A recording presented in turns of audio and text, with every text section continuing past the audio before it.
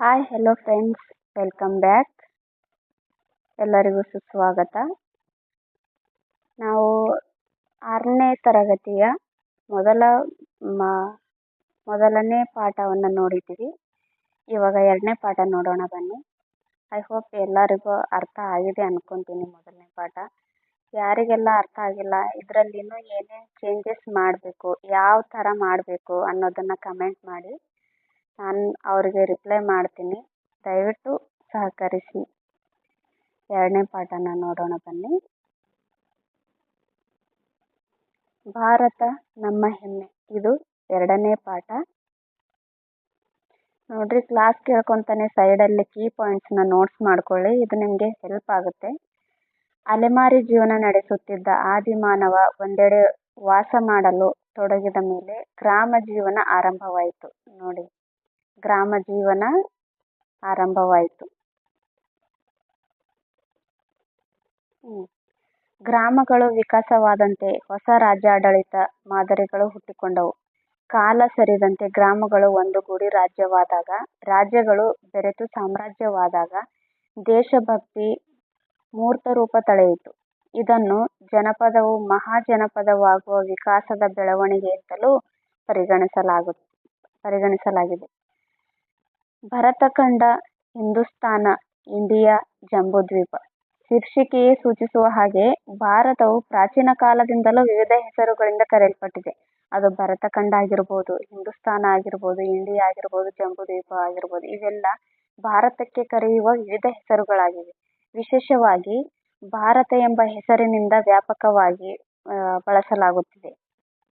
ಭಾರತ, ನಮ್ಮ ಸಂವಿಧಾನವು ಇದನ್ನು ಒಪ್ಪಿದೆ. ನಮ್ಮ ದೇಶಕ್ಕೆ ಭಾರತ ಎಂಬ ಹೆಸರು ಹೇಗೆ ಬಂತು ಗೊತ್ತೇ? ಪುರಾಣಗಳ ಪ್ರಕಾರ ಪ್ರಥಮ ತೀರ್ಥಂಕರರಾದ ವೃಷಭನಾಥನ ಹಿರಿಯ ಮಗ ಭರತನೆಂಬ ಓರ್ವ ರಾಜನಿದ್ದನಂತೆ. ಭರತನು ಆಳಿದ ನಾಡು ಭರತಖಂಡ, ಅದುವೇ ಭರತವರ್ಷ, ಅದುವೇ ಭಾರತ ದೇಶ ಎಂದು ಎನಿಸಿತು. ಸುಮಾರು 3000 ವರ್ಷಗಳ ಹಿಂದೆ ಪರ್ಷಿಯಾ ದೇಶದ ಜನರು ಸಿಂಧೂ ನದಿಯ ಬಯಲಿನ ಜನರೊಂದಿಗೆ ಸಂಪರ್ಕಕ್ಕೆ ಬಂದರು. ಪರ್ಷಿಯನ್ನರು ಅವರನ್ನು ಹಿಂದೂ ಎಂದು ಕರೆದರು. ಮುಂದೆ ಗ್ರೀಕರು ಭಾರತೀಯರೊಂದಿಗೆ ಸಂಪರ್ಕಕ್ಕೆ ಬಂದಾಗ ಅವರು ಬಳಸುವ ಕ್ರಮದಲ್ಲಿ ಮೌಖಿಕವಾಗಿ ಹಿಂದೂ ಪದವನ್ನು ಸಿಂಡೆಸ್, ನಂತರ ಇಂಡು ಎಂದು ಕರೆದರು. ಪರ್ಷಿಯನ್ನರ ಪ್ರವೇಶದೊಂದಿಗೆ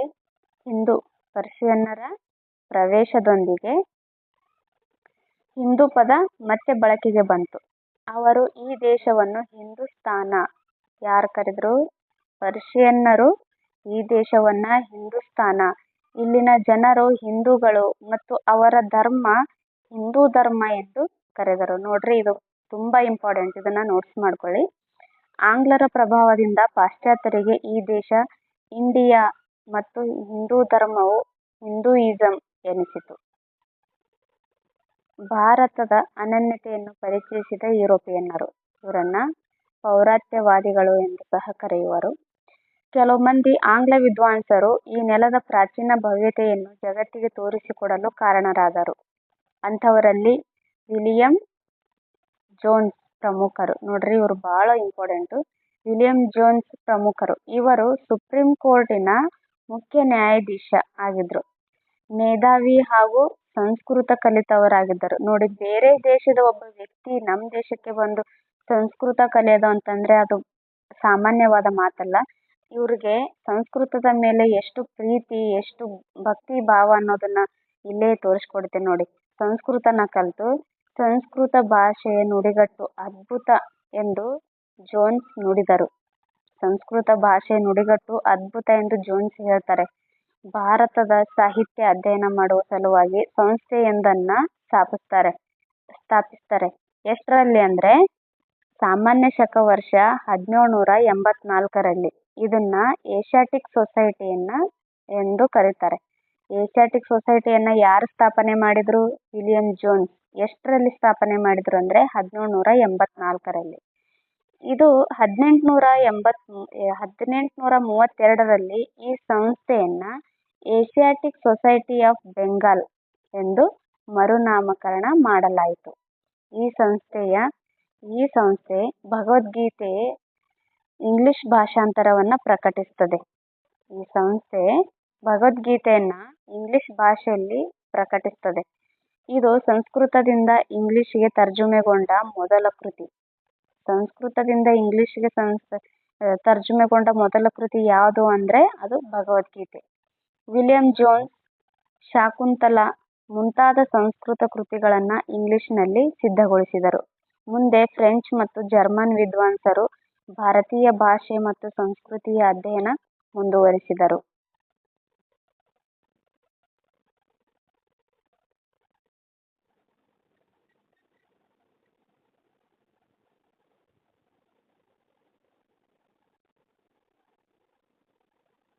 ಭೂಪಟದಲ್ಲಿ ನೀಡಿರುವ ಪ್ರಾಚೀನ ಸ್ಥಳನಾಮಗಳನ್ನು ಗಮನಿಸಿ. ನೋಡಿ, ಮೇಲೆ ಈ ಭೂಪಟ ಇದೆಯಲ್ಲ, ಇದರಲ್ಲಿ ಕೆಲವು ಪ್ರಾಚೀನ ಸ್ಥಳಗಳನ್ನು ಕೊಟ್ಟಿದ್ದಾರೆ, ಅದನ್ನು ನೋಡ್ರಿ. ಇವು ಆ ಕಾಲದ ಶಾಸನಗಳಲ್ಲಿ ಕಂಡುಬರುತ್ತವೆ.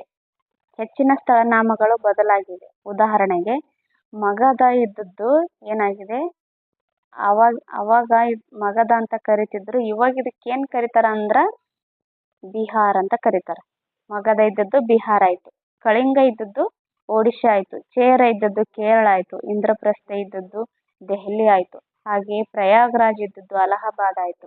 ಆದರೆ ಕೆಲವು ಇಂದಿಗೂ ಉಳಿದುಕೊಂಡಿವೆ. ಅವು ಯಾವಂದ್ರೆ ಉದಾಹರಣೆಗೆ ಕಾಶ್ಮೀರ, ನೇಪಾಳ, ಕೈಲಾಸ, ಕುರುಕ್ಷೇತ್ರ, ಅಯೋಧ್ಯೆ, ಕಾಶಿ, ಮಥುರಾ. ಎಲ್ಲ ಸ್ಥಳನಾಮಗಳನ್ನ ಬದಲಿಸುವ ವಿದ್ಯಮಾನವು ಕಾಲಕಾಲಕ್ಕೆ ನಡೆದಿದೆ, ಈಗಲೂ ನಡೆಯುತ್ತಿದೆ. ಉದಾಹರಣೆಗೆ ಮದ್ರಾಸ್ ಇದ್ದದ್ದು ಚೆನ್ನೈ ಆಯಿತು. ಪ್ರಯಾಗ್ರಾಜ್ ಇದ್ದದ್ದು ಅಲಹಾಬಾದ್ ಆಯಿತು. ಬರೋಡಾ ಇದ್ದದ್ದು ವಡೋದರ ಆಯಿತು. ಬೊಂಬಾಯಿ ಇದ್ದದ್ದು ಮುಂಬೈ ಆಯಿತು. ಇದೇ ರೀತಿಯಾದ ಇಂತಹ ವಿದ್ಯಮಾನದ ಅರಿವನ್ನು ಮೂಡಿಸುವ ಉದ್ದೇಶದಿಂದ ಪರಿಚಯಾತ್ಮಕವಾಗಿ ಭೂಪಟವನ್ನು ಪ್ರಾರಂಭದಲ್ಲಿಯೇ ನೀಡಲಾಗಿದೆ. ಅಂದರೆ ಯಾವ ಸ್ಥಳಗಳನ್ನ ಮುಂಚೆ ಯಾವ್ದು ಹೆಸರಿತ್ತು, ಇವಾಗ ಯಾವ ಬದಲಾಗಿದೆ, ಅದು ಎಲ್ಲನೂ ಸಹ ಆ ಭೂಪಟದಲ್ಲಿ ನೀಡಲಾಗಿದೆ. ನೋಡ್ರಿ, ಗಣಿತ ಕ್ಷೇತ್ರಕ್ಕೆ ಭಾರತೀಯರು ನೀಡಿದ ಅದ್ಭುತ ಕೊಡುಗೆ. ಅಶೋಕನ ಶಿಲಾಲೇಖನಗಳಲ್ಲಿ ಅಂಕಿಗಳನ್ನು ವಿಪುಲವಾಗಿ ಬಳಸಲಾಗಿದೆ. ಇವು 2300 ವರ್ಷಗಳಷ್ಟು ಹಿಂದಿನವು. ಇದಾದ 1000 ವರ್ಷಗಳ ಮೇಲೂ ಯುರೋಪಿನ ರಾಷ್ಟ್ರಗಳಲ್ಲಿ ಅಂಕಿಗಳು ಬಳಕೆಗೆ ಬಂದಿರಲಿಲ್ಲ. ಅಂಕಿಗಳು, ದಶಮಾಂಶ, ಭಿನ್ನರಾಶಿ, ಬೀಜಗಣಿತ ಇವೆಲ್ಲವೂ ಗಣಿತಕ್ಕೆ ಪ್ರಾಚೀನ ಭಾರತೀಯರು ನೀಡಿದ ಕೊಡುಗೆಗಳು. ಶೂನ್ಯ ಅಥವಾ ಸೊನ್ನೆಯನ್ನು ಮೊತ್ತಮೊದಲು ಒಂದು ಸಂಖ್ಯಾಸೂಚಕವಾಗಿ ಬಳಸಿದ ಕೀರ್ತಿ ಭಾರತೀಯರಿಗೆ ಸಲ್ಲುತ್ತದೆ. ಸೊನ್ನೆಯ ಬಳಕೆಯಿಂದ ಲೆಕ್ಕಾಚಾರದ ತೊಡಕು ಬಗೆಹರಿಯಿತು. ಭೂಮಿ ಗುಂಡಾಗಿದೆ, ಸೂರ್ಯನ ಸುತ್ತ ಭೂಮಿ ಪರಿಭ್ರಮಿಸುತ್ತದೆ ಎಂದು ಭಾರತೀಯ ವಿಜ್ಞಾನಿ ಆರ್ಯಭಟ ತೋರಿಸಿಕೊಟ್ಟದ್ದು. ಆಧುನಿಕ ವಿಜ್ಞಾನದಲ್ಲಿ ಈ ವಾದವನ್ನು ಎತ್ತಿ ಹಿಡಿದ ಕೀರ್ತಿ ಸಲ್ಲುವುದು ಕೋಪರ್ನಿಕಸ್ ಎಂಬಾತನಿಗೆ. ಈ ಆರ್ಯಭಟ ಮಾಡಿರ್ತಕ್ಕಂಥ ಎಲ್ಲ ಪ್ರಯೋಗಗಳನ್ನ ಈ ವಿಜ್ಞಾನದಲ್ಲಿ ಎತ್ತಿ ತೋರಿಸಿದ್ದು ಯಾರು ಅಂತಂದ್ರೆ ಕೋಪರ್ನಿಕಸ್. ಇವನಿಗಿಂತ 10 ಶತಮಾನ ಹಿಂದಿನವನು ಆರ್ಯಭಟ. ಭಾರತೀಯರು ನಾವಿಕರಿಗಾಗಿ ರೇಖಾಂಶ ನಕ್ಷೆಯನ್ನು ಉಜ್ಜಯಿನಿಯಲ್ಲಿ ಸಿದ್ಧಗೊಳಿಸಿದರು. ಎಲ್ಲಿದೆ ಅಂತಂದ್ರೆ ಉಜ್ಜಯಿನಿಯಲ್ಲಿ ಸಿದ್ಧಗೊಳಿಸ್ತಾರೆ. ಯಾವುದು? ಭಾರತೀಯರು ನಾವಿಕರಿಗಾಗಿ ರೇಖಾಂಶ ನಕ್ಷೆಯನ್ನ ಸಿದ್ಧಗೊಳಿಸಿದ್ದಾರೆ. ಅದು ಎಲ್ಲಿದೆ ಅಂದ್ರೆ ಉಜ್ಜಯಿನಿಯಲ್ಲಿ. ಭಾರತೀಯರು ಇನ್ನಷ್ಟು ಕೊಡುಗೆಗಳ ಕುರಿತು ಅಭಿಪ್ರಾಯಗಳು ಇಲ್ಲಿದೆ ನೋಡೋಣ. ಪೈಥಾಗೋರಸ್ನ ಪ್ರಖ್ಯಾತ ಪ್ರಮೇಯವನ್ನ ಆತನಿಗಿಂತ 2 ದಶಮಾನಗಳ ಮೊದಲೇ ಗುರುತಿಸಿದವರು ನಮ್ಮ ಭಾರತೀಯ ವಿಜ್ಞಾನಿ ಬೋಧಾಯನ ಎಂಬುವವರು. ವಸ್ತುವಿನ ಅವಿಭಾಜ್ಯ ಕಣವಾದ ಅಣುವನ್ನು ಕಣಾದ ಎಂಬ ಭಾರತೀಯ ವಿಜ್ಞಾನಿ 27 ಶತಮಾನಗಳಷ್ಟು ಹಿಂದೆಯೇ ಪ್ರತಿಪಾದಿಸಿದನು. ಭಾರತೀಯರು ಪ್ರಾಚೀನ ಕಾಲದಿಂದಲೂ ಉಕ್ಕನ್ನು ತಯಾರಿಸುತ್ತಿದ್ದರು ಎಂಬ ನಂಬಿಕೆಗಳಿವೆ. ನೌಕಾ ನಿರ್ಮಾಣ ವಿಜ್ಞಾನದಲ್ಲಿ ಭಾರತೀಯರು ಪ್ರಥಮ ಸ್ಥಾನದಲ್ಲಿದ್ದರು. ಗುಜರಾತಿನ ಸೂರತ್ ಅತಿ ದೊಡ್ಡ ನೌಕಾ ನಿರ್ಮಾಣ ಕೇಂದ್ರವೆಂದು ಪ್ರಸಿದ್ಧವಾಗಿತ್ತು. ಭಾರತೀಯರು ಮುಂಗಾರು ಮಾರುತಗಳನ್ನು ಗುರುತಿಸಿದ ಮೇಲೆ ಪ್ರಪಂಚದಲ್ಲಿ ನೌಕಾಯಾನದ ವೇಗ ಹೆಚ್ಚಿತು. ಯೋಗಶಾಸ್ತ್ರ ಮತ್ತು ಸಂಸ್ಕೃತವು ಕೂಡ ಭಾರತೀಯರ ಕೊಡುಗೆಗಳಾಗಿವೆ.